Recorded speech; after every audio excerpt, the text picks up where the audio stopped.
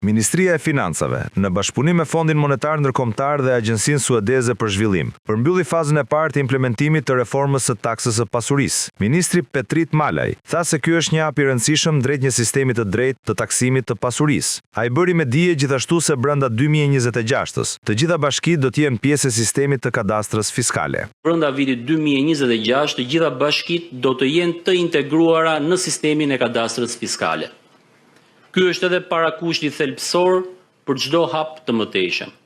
Në vitin 2027 do të bëjmë dhe do të kryejmë në fakt procesin kombëtar të vlerësimit të pronave, e ndërsa viti 2026 dhe 2027 do të shërbejnë edhe si periudhë tranzitore deri në aplikimin e ri të ligjit, i cili hyn në fuqi në vitin 2028. Mëtej në vitin 2030 do të nisë edhe zbatimi i taksës mbi tokën apo truallin, dhe kjo do të jetë edhe finalizimi i reformës në taksën e pasurisë. Reforma e taksimit të pasurisë është një histori bashkëpunimi e ndërtuar me ekspertizën dhe mbështetjen e partnerëve tanë ndërkombëtar.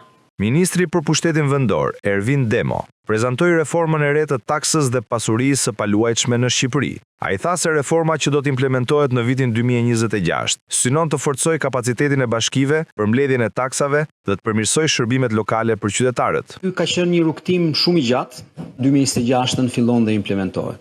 Procesi që është ndjekur është një proces i ndërlikuar, sepse janë shumë pjesë lëvizëse, janë shumë institucione që janë bërë bashkë për të ndërtuar tashmë një sistem i cili do të jetë i qëndrueshëm dhe t'i ofrojë bashkive mundësinë për të arritur sa më lart potencialin që ato kanë për grumbullimin e të ardhurave vendore për taksën e pronësisë.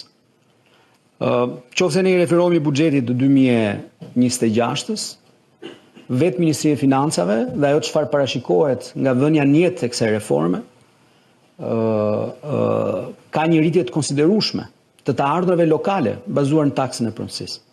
Dhe këto janë të ardhura të cilat do të jenë të administruara nga bashkitë për të përmirësuar shërbimet lokale, për të pasur në fund ditës shërbime më të mira për qytetarët.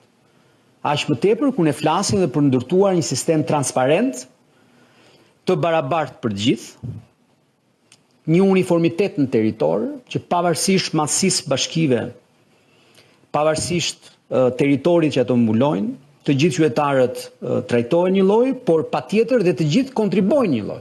Demo shtoi se reforma e shoqëruar me digitalizimin e shërbimeve vendore dhe hartën territoriale do të krijojë një sistem të qëndrueshëm dhe do të forcojë shërbimet ndaj qytetarëve.